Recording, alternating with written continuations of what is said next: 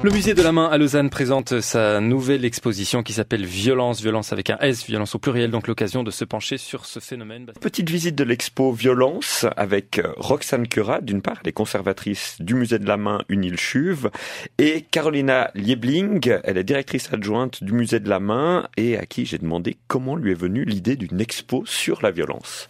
C'est un thème qui nous a été proposé en fait par un département du CHUV, un thème qui nous a beaucoup effrayés au départ parce que dans un musée on montre, on rend spectaculaires les éléments, donc on avait très peur de tomber dans les travers qu'on voulait dénoncer, c'est-à-dire cette grande spectacularisation de la violence qui va de pair parfois avec du voyeurisme, avec de la banalisation.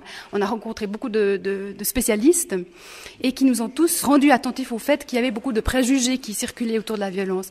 On a décidé de prendre ce savoir commun comme point de départ de notre exposition. Donc dans l'exposition, on questionne ce savoir commun. Et puis un autre élément qu'on a choisi de retenir, on a choisi de restreindre ce sujet qui est énorme aux violences interpersonnelles, aux violences ordinaires qui nous touchent finalement tous. Donc le visiteur, il est obligé de se positionner lui-même, de se questionner lui-même, de voir comment il réagit lui-même face à certaines situations, quel comportement il a dans telle ou telle situation. Et puis, une des grandes questions que vous soulevez dans cette exposition, c'est l'aspect inné ou acquis de la violence. Et donc, on arrive ici dans une première salle où vous allez présenter, Roxane Curat, plutôt l'aspect inné.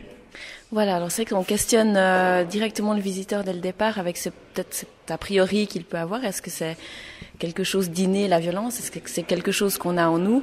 Parce qu'il est vrai que l'agressivité est un trait normal chez l'animal, chez le mammifère, qu'on retrouve par exemple dans ce singe qu'on montre ici. Pour défendre son territoire, il va avoir un comportement agressif vis-à-vis de ses ennemis. Puis aussi, c'est un comportement qui permet juste de survivre et d'avoir accès à la nourriture et aussi à des femelles pour se reproduire. Ce qui serait une preuve du côté inné de l'agressivité. Voilà, tout à fait. Et puis, on présente ici effectivement une théorie qui date des années 1960 où un médecin avait découvert le chromosome du crime. Donc, c'était un chromosome Y surnuméraire. Donc, d'habitude, on est XY, puis là, c'est XYY. Voilà, tout à fait. Donc, un chromosome sexuel en plus. Ce petit chromosome Y, donc on voit en plus, il est tout petit, il porte très peu d'informations et on mettait beaucoup d'éléments sur lui. On lui faisait porter finalement quelque chose d'assez lourd d'être le chromosome du crime.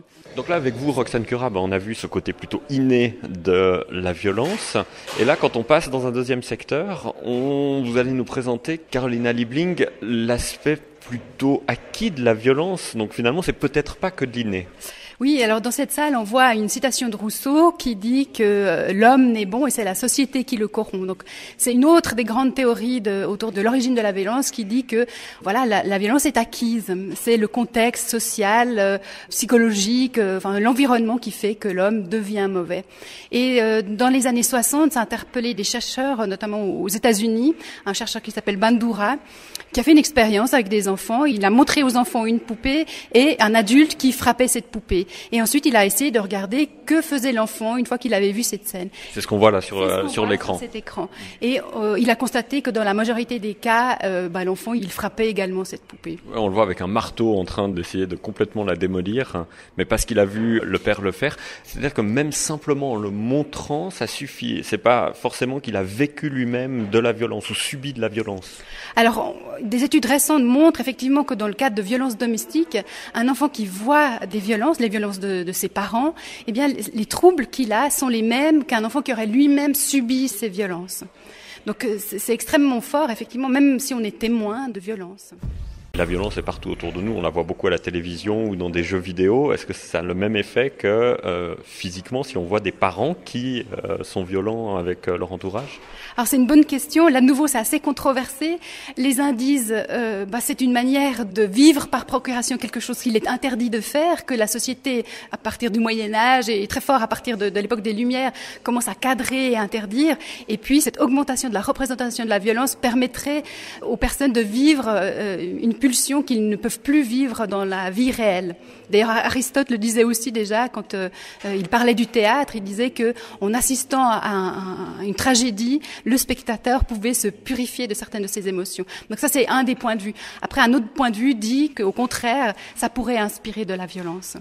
Mais on a le sentiment que la violence est de plus en plus autour de nous. Est-ce que ça voudrait dire qu'il y a effectivement plus d'actes violents qui en découlent?